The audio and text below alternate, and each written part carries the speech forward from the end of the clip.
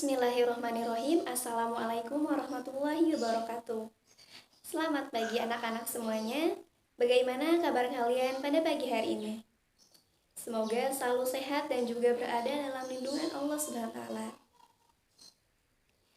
Pada pertemuan kali ini kita akan membahas mengenai gerakan nasionalisme di Afrika, yaitu di Mesir dan juga Turki. Sebelum itu, Ibu akan persilakan kalian untuk bergabung terlebih dahulu ke dalam Google Classroom yang nanti akan saya informasikan di dalam WhatsApp group. Setelah kalian bergabung ke dalam Google Classroom, selanjutnya kalian boleh mengisi absensi yang nanti akan dikirimkan dalam bentuk Google Form. Nah, sebelum itu marilah kita berdoa terlebih dahulu agar pembelajaran pada pagi hari ini berjalan dengan lancar. Berdoa menurut kepercayaan masing-masing dimulai. Baik, terima kasih. Sebelum itu tentu saja untuk memulai pembelajaran, ada alangkah baiknya kalau ada motivasi terlebih dahulu. Nah, hal pertama untuk meraih sebuah kesuksesan tentu saja harus dilakukan dengan belajar. Belajar ini adalah sebuah proses yang tak kenal atau yang tak lekang oleh waktu. Kamu bisa belajar, namun untuk belajar untuk sukses, kalian jangan menunda-nundanya, karena semakin kalian menunda belajar, maka kesuksesan juga akan semakin tertunda. Nelson Mandela pernah mengatakan bahwa pendidikan adalah senjata yang paling ampuh yang bisa digunakan untuk mengubah dunia. Sebelum beranjak ke materi, Ibu akan bertanya kepada kalian, apa yang kalian ketahui mengenai gerakan-gerakan nasionalisme di Turki dan juga Mesir? Seperti siapa tokoh-tokoh yang terlibat, kemudian gerakan apa saja yang dilakukan untuk kemerdekaan Mesir dan juga Turki. Kemudian setelah kalian mempelajari pembelajaran pada hari ini, diharapkan kalian ini dapat menjelaskan latar belakang munculnya gerakan nasionalisme di Turki dan juga Mesir. Kemudian tujuan yang kedua adalah kalian mampu untuk menganalisis perkembangan gerakan-gerakan nasionalisme di Turki dan juga Mesir. Yang ketiga yaitu diharapkan kalian juga mampu menganalisis keterkaitan antara paham-paham besar yang berkembang saat itu dengan gerakan nasionalisme dan juga kemerdekaan bangsa Turki dan juga Mesir. Yang keempat, kalian juga dapat menyajikan analisis mengenai keterkaitan antara paham-paham besar dengan gerakan nasionalisme dan kemerdekaan di Turki dan juga Mesir.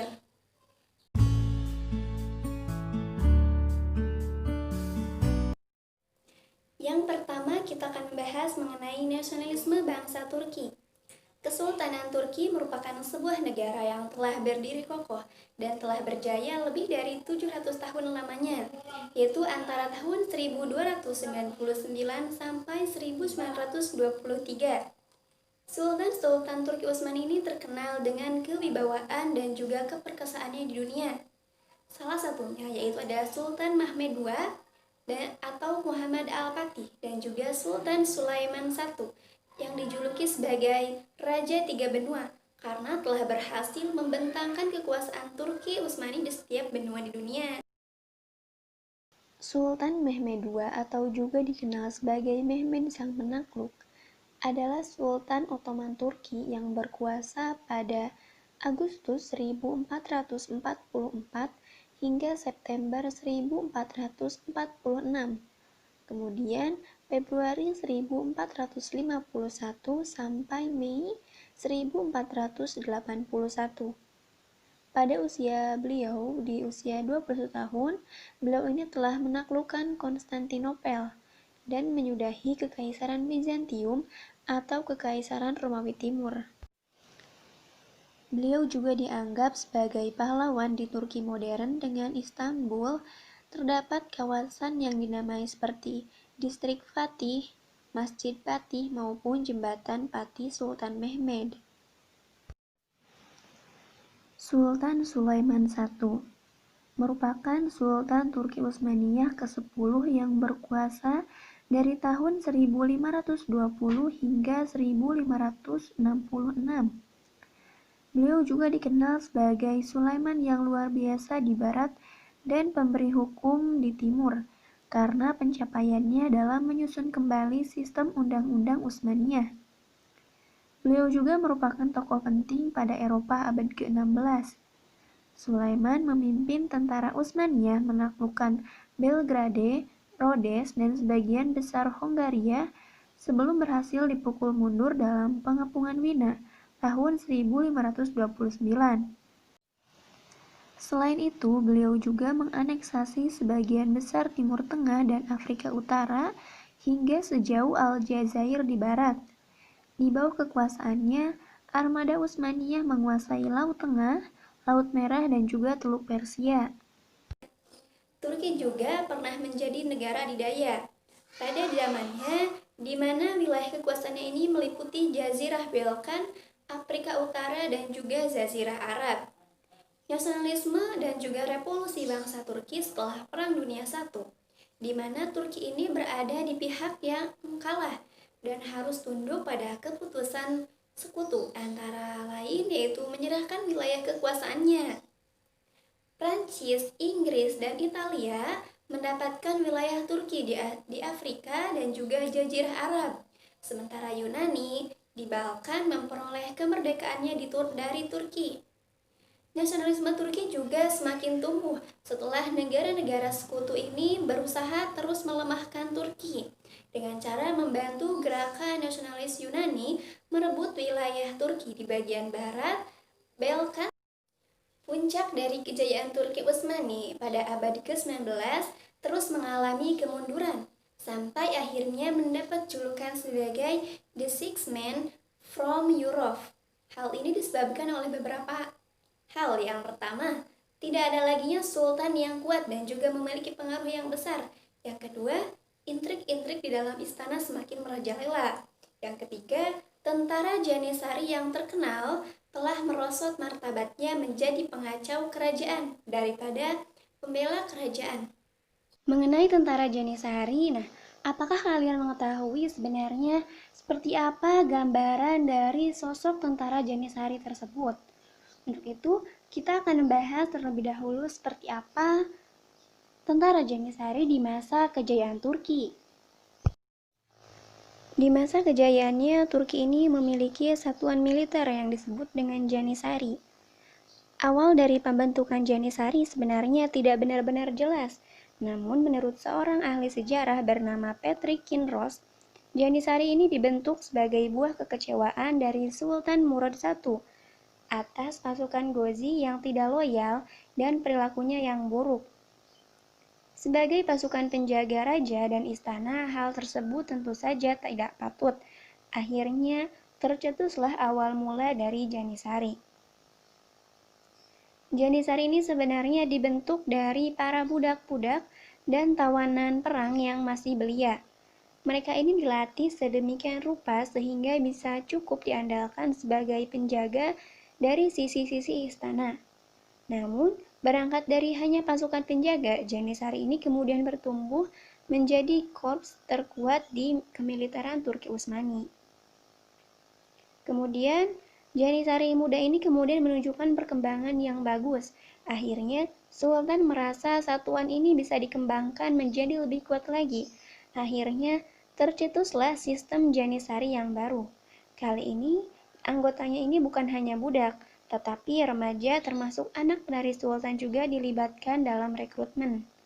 Sistem Janisari makin diperbaiki hingga akhirnya makin baik dan juga mumpuni.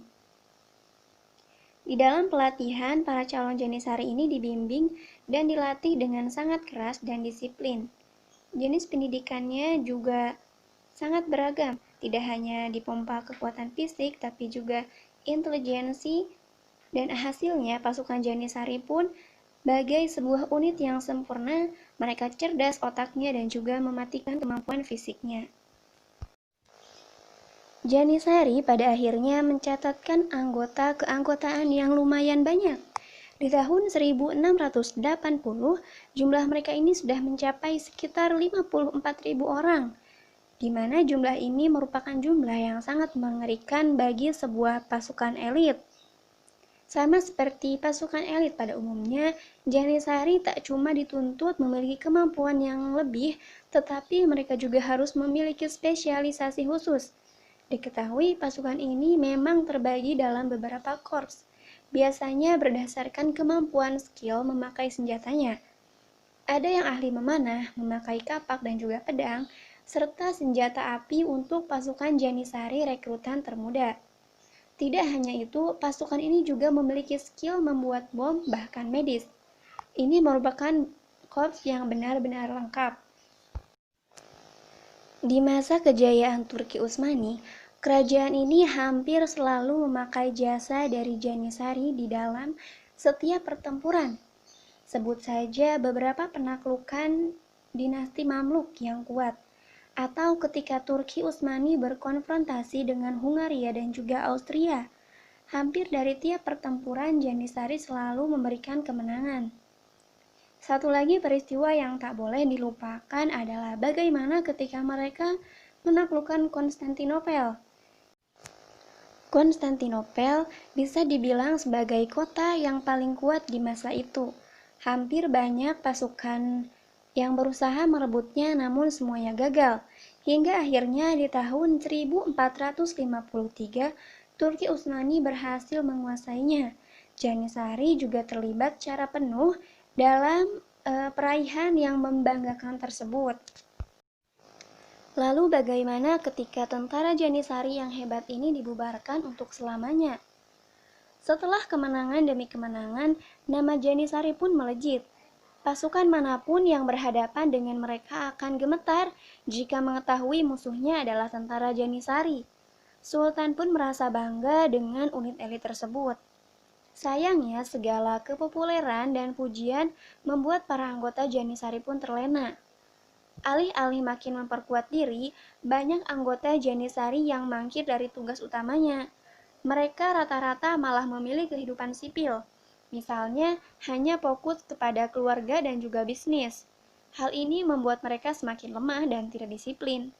Dirasa sudah kehilangan spirit perjuangan, akhirnya Sultan pun memutuskan untuk membubarkan pasukan militer terhebat ini untuk selamanya.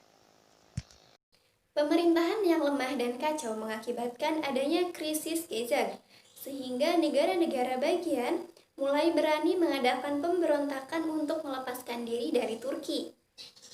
Kemudian revolusi Prancis mengilhami negara-negara bagian untuk merdeka seperti Yunani, Bulgaria, Serbia, Rumania, dan juga Mesir. Terjadi juga masalah di timur, yaitu kelemahan Turki yang kemudian dimanfaatkan oleh negara-negara imperialisme barat untuk menguasai jajahan Turki atau menghancurkan Turki sekaligus. Adanya perbenturan kepentingan antara negara-negara barat mengenai status Turki ini dan juga daerah-daerah jajahan lainnya yang kemudian menimbulkan masalah timur atau the Eastern Question. Nasionalisme bangsa Turki disebabkan oleh beberapa hal. Yang pertama, kekuasaan Turki Utsmani yang semakin merosot. Yang kedua, adanya pengaruh dari revolusi Prancis dengan semboyannya yaitu liberté, égalité, dan juga fraternité.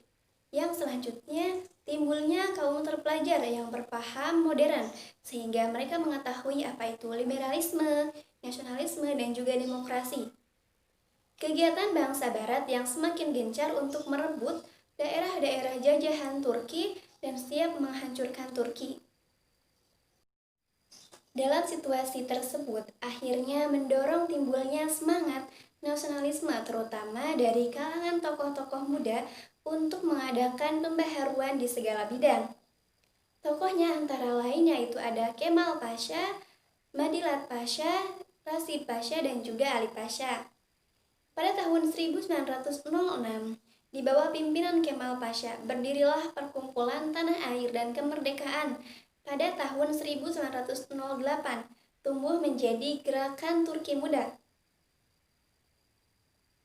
Tujuan dari gerakan ini adalah yang pertama, menyelamatkan Turki dari keruntuhan total.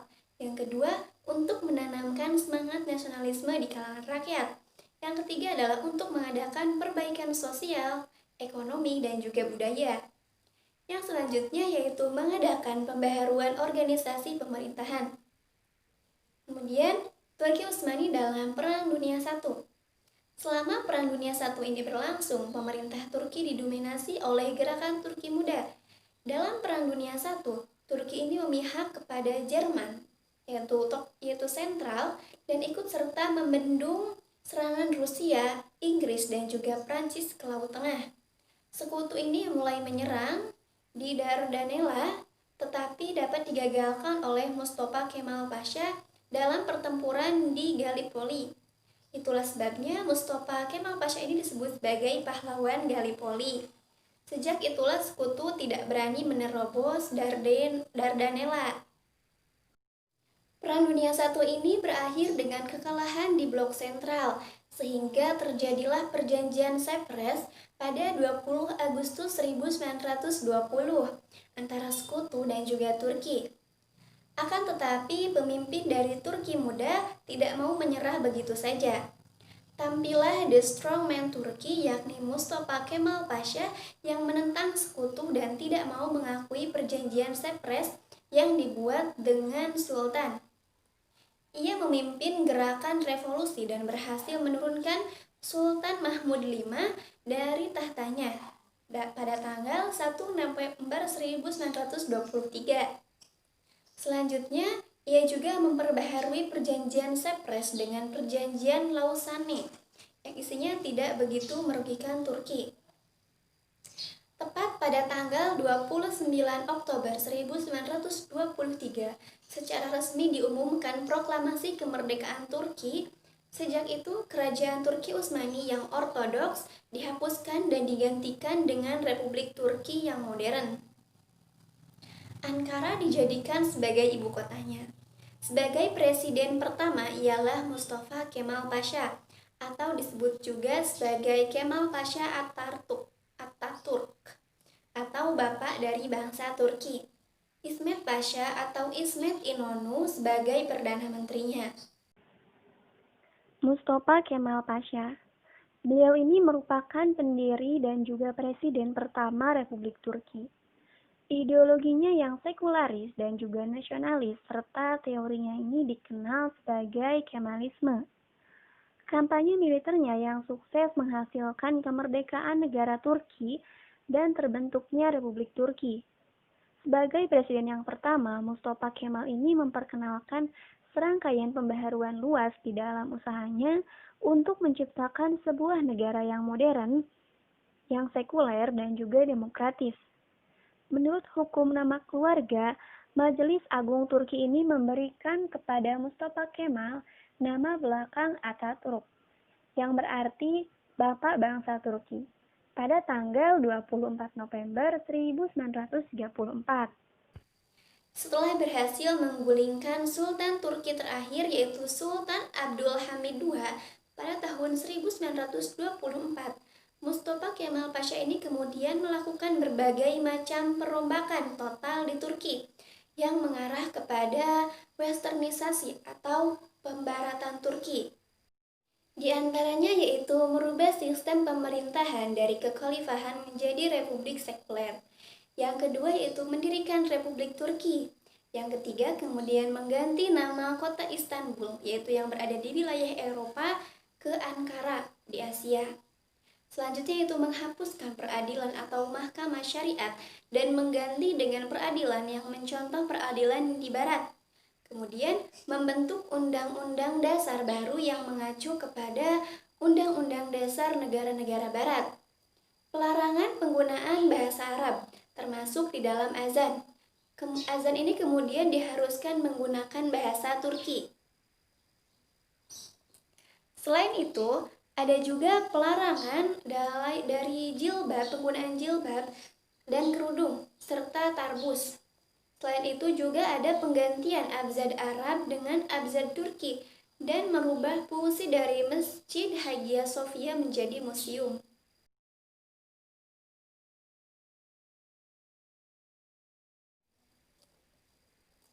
Ketika Turusan Suez dibuka pada tahun 1869, negara barat terutama Inggris dan juga Prancis berusaha menanamkan pengaruhnya di Mesir. Pengaruh kekuasaan Inggris makin kuat mulai tahun 1875, yakni saat Khedive Ismail membutuhkan uang untuk krisis yang terjadi di Mesir. Khedive Ismail ini kemudian menjual sebagian besar saham pada terusan Suez kepada Inggris. Di samping hal tersebut, Mesir juga meminjam uang dari Inggris dan Prancis karena tidak dapat membayar hutang-hutangnya. Maka Inggris dan juga Prancis kemudian berhasil masuk ke Mesir dan memberesi hutang-hutangnya. Dengan demikian, sejak tahun 1876, Inggris dan juga Prancis telah menanamkan kekuasaan dan juga berhasil ikut campur di dalam pemerintahan Mesir. Sejak tahun 1517, Mesir ini sudah menjadi wilayah taklukan Turki. Setelah mengalahkan dinasti Mamluk pada tahun 1805 dan menghabisi sisa-sisa mereka pada tahun 1811, Muhammad Ali Pasha berkuasa dan melakukan berbagai pembaharuan di bidang pertahanan, pendidikan, ekonomi di Mesir. Muncul juga keinginan untuk memisahkan diri dari Turki dan menjadi negara yang merdeka. Hal tersebut terlaksana dengan dikalahkannya pasukan Turki dalam pertempuran Konya tahun 1832. Namun karena Inggris mempunyai kepentingan di Mesir, Mesir ini membuat perjanjian dengan Inggris pada tahun 1840 dengan nama Konveksi Alexandria. Adapun poin yang ditekankan ialah bahwa Mesir masih menjadi jajahan Turki. Mesir ini kemudian harus melepaskan Syria. Pada tahun 1869, terusan Suez di Mesir ini yang dibangun oleh Ferdinand de Lesseps dari Prancis diresmikan. Terusan Suez ini mempunyai arti yang penting bagi pelayaran dunia. Karena berbagai hal, saham milik Mesir ini dijual oleh Khedive Ismail kepada Inggris. Dengan demikian, pengaruh Inggris ini makin besar. Selain itu juga Prancis sudah mulai datang ke Mesir dan memiliki pengaruhnya juga di Mesir. Pemberontakan Arabi Pasha pada tahun 1882. Campur tangan dari Inggris dan juga Prancis di dalam pemerintahan khususnya dalam saham-saham terusan Suez tentu saja menimbulkan kekecewaan yang kemudian muncul perlawanan dari rakyat. Kebangkitan nasional Mesir ditandai dengan adanya pemberontakan Arabi Pasha yang terjadi pada tahun 1881 sampai 1882. Pemberontakan Arabi Pasha ini yang dipengaruhi paham Jamaluddin Al-Afghani yaitu paham pan-Islamisme. Pemberontakan ini merupakan tonggak dari nasionalisme Mesir. Mula-mula gerakan ini merupakan gerakan anti orang asing yaitu Inggris, Prancis, dan juga Turki. Tetapi akhirnya menjadi gerakan untuk menuntut perubahan sistem pemerintahan. Gerakan Arabi Pasha ini timbul karena pengaruh dari pemikiran Jamaluddin Al-Afghani yang ketika itu sedang mengajar di Mesir.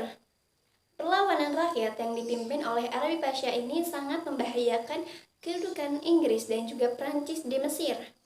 Inggris pada akhirnya bertindak dan berhasil menumpas pemberontakan yang dilakukan oleh Arabi Pasha.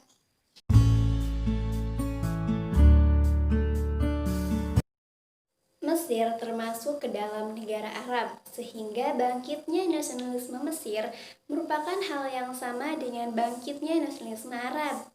Adapun sebab-sebab timbulnya nasionalisme Mesir adalah sebagai berikut. Yang pertama ada gerakan Wahabi. Semula gerakan Wahabi ini hanya merupakan gerakan agama yang kemudian memberontak pemerintahan Turki. Dengan demikian, secara politik membangkitkan tumbuhnya nasionalisme di Mesir. Kemudian, pengaruh revolusi Perancis.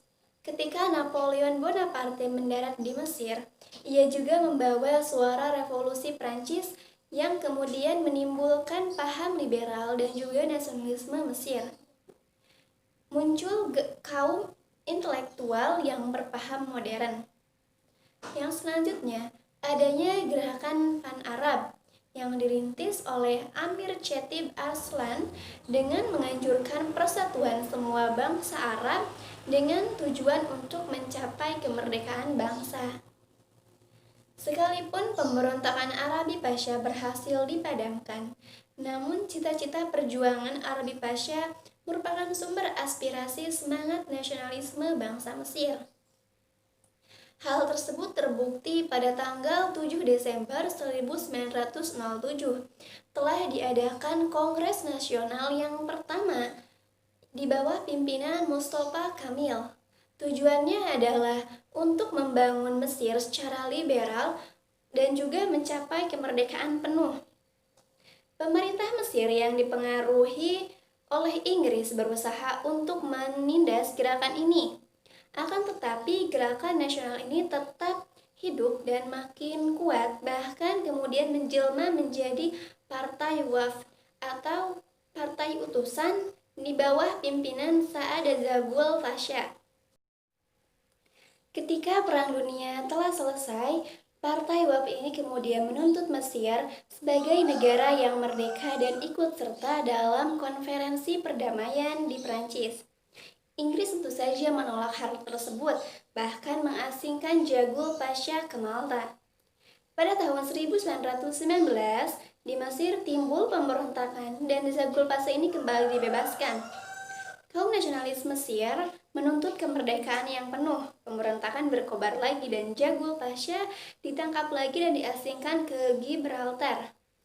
Inggris yang tidak dapat menekan nasionalisme Mesir terpaksa mengeluarkan pernyataan unilateral atau Unilateral Declaration pada tanggal 28 Februari 1922. Unilateral Declaration 1922 merupakan saat yang bersejarah bagi Mesir. Sejak itu dunia internasional menganggap bahwa Mesir telah merdeka, walaupun belum merdeka sepenuhnya.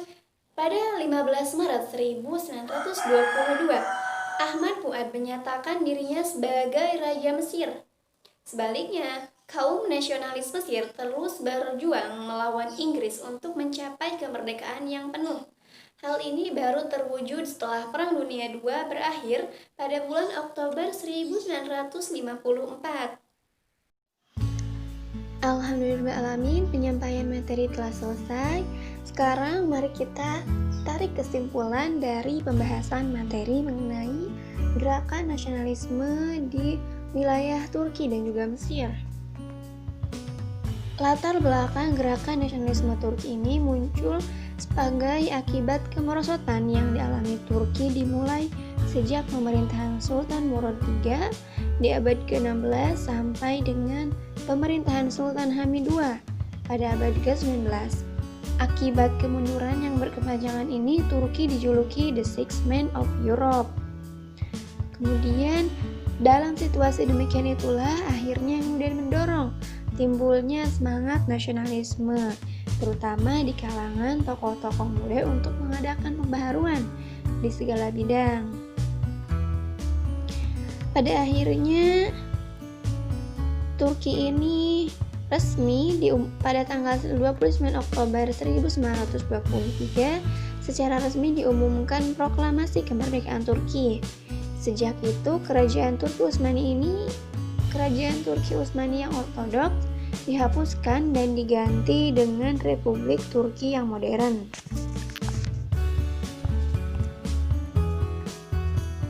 Baik, setelah kelas sejarah peminatan ini selesai, jangan lupa kalian kerjakan tugas yang sudah saya berikan, kemudian hasil kerja kalian dikumpulkan ke dalam bentuk soft file dan dikirim ke dalam Google Classroom.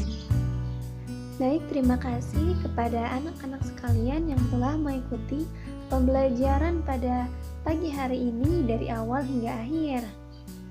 Untuk itu, mari kita tutup pembelajaran hari ini dengan doa dalam hati masing-masing.